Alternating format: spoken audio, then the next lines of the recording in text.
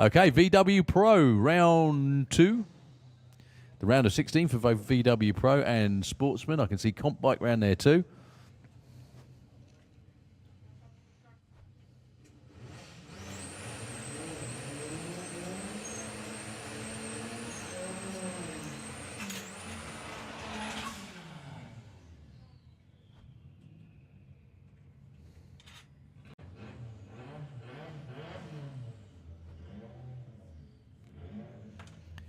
Okay, Sportsman ET into the lanes, please, for round 2. Sportsman ET, please, as well.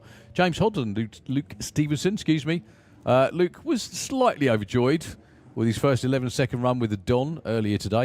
I think it might have been plugging it in every gear in the correct order that did it. But I can't say that out loud.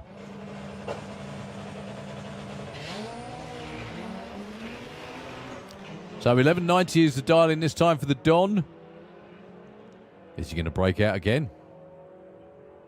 Up against James Hodson. It's going to be a big ask. James has got the brake lights on.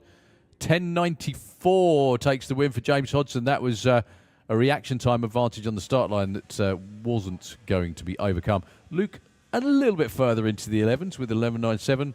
115. Well done, pal. It's always nice to see people having fun, going quicker, and most importantly, doing what they set out to do. Abby Tether and Sam Young, two very different ways of going racing in the same class.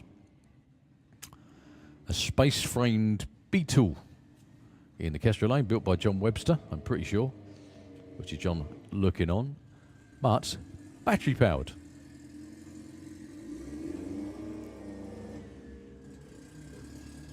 Abby with the more standard road-going version. That's a lot more like it for Sam Young. That's what we've been waiting to see. Is he going to catch Abby Tether? Yes, 8.66. Well done, gents. A 0.39 to a 0.55 reaction time. He was over the stripe with a 0.19. That's why you keep at it. That's why you keep tweaking it. That's why you keep coming round again. Also, the speed as well, nearly 160 miles an hour. Okay, Carl Goldsmith and Chris Waterhouse. The not very cryptic message, i.e. it's rather straightforward, message on the top of Chris's car is send it. Which I think everyone does anyway, especially if your name's Carl. So 12.85 for Carl. Well done to the Blackcurrant guys. That's what we've been waiting to see.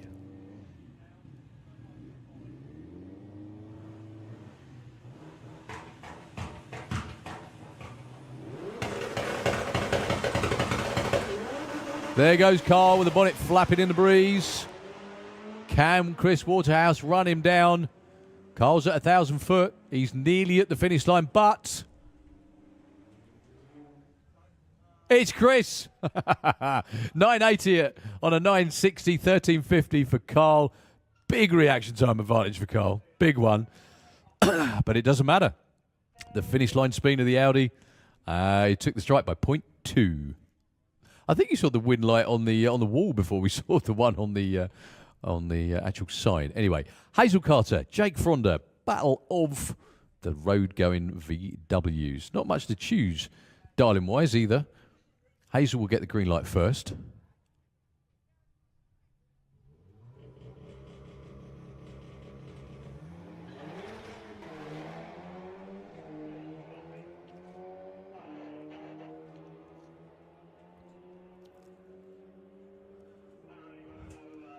Brake lights coming on, and it wasn't enough. Not enough brake for Hazel.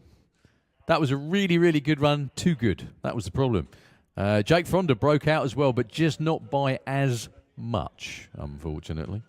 Just the way it goes some days. Damn and blast, I think is the phrase.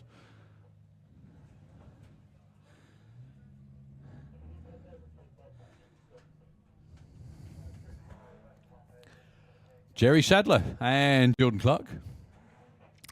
This is VW Sportsman.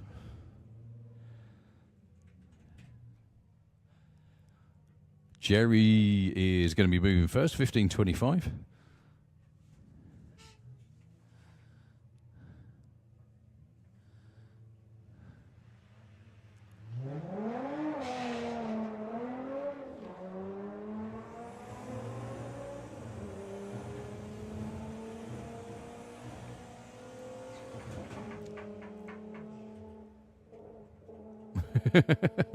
There's a lot of pedaling going on at the top end. Jordan Clark judges that perfectly. Goes 14.04 and a 13.99. Slight reaction time advantage in the other lane, though. Justin Foley, Phil Jones, your next two.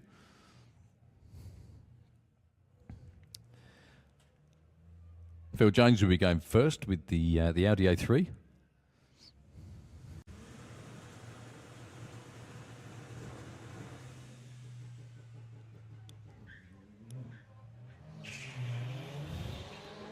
That was a good move on the start line for Phil Jones as well, making the most of the earlier tree.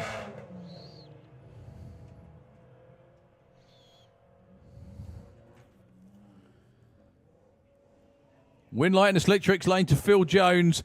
The win margin, 0.006. However, that was definitely one on the start line. Okay, pair of Golfs this time of different vintages. Along with drivers of different vintages too, I'm sure. Tom Webb and John Crawford. John's been doing this a little while now. Pretty successful at it too.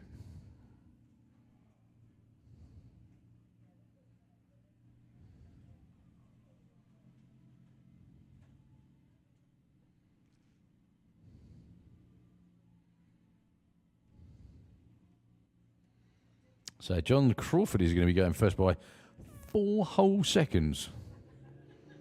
Well, the tree's going to run 4 whole seconds before.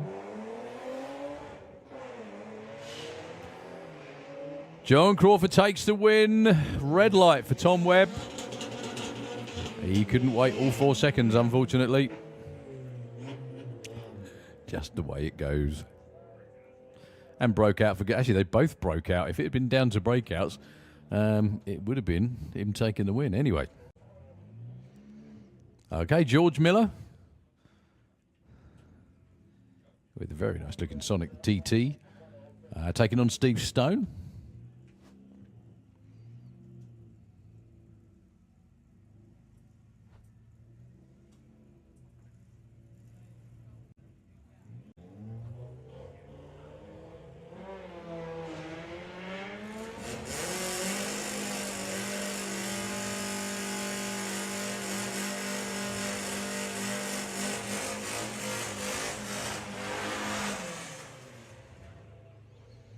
Perfectly judged by George Miller. Big advantage off the start line as well. However, the other lane was a breakout too, which just helped even more, really. Steve Metcalf and Lorraine Large. The Darling stays for Lorraine at 15.25. Is the driver going to save the crew chief again? We're going to see.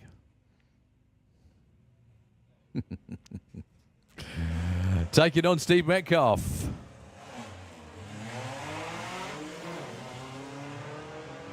Yeah, both drivers doing a pretty good job that time.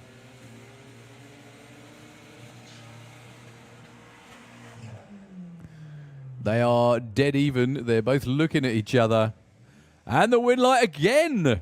2 in a row for Lorraine Lodge. Look at that. 0.10 on the tree. Whatever you're feeding her for lunch, keep doing it. Only a tenth of a second off a dial-in as well. Well done. Okay, Tom Circuit and Danny Bean. A race off the Lupos. Definitely with different power plants as well. One's 1785, one's 1360.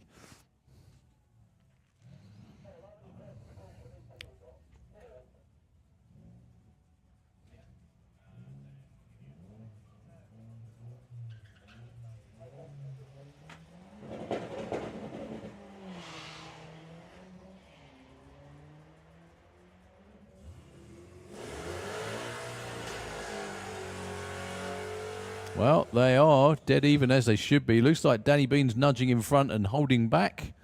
Is that the right tactic? It's not. Backs off too much. The winner is Tom Circuit. I want to say unbelievably, but like kind of unbelievable.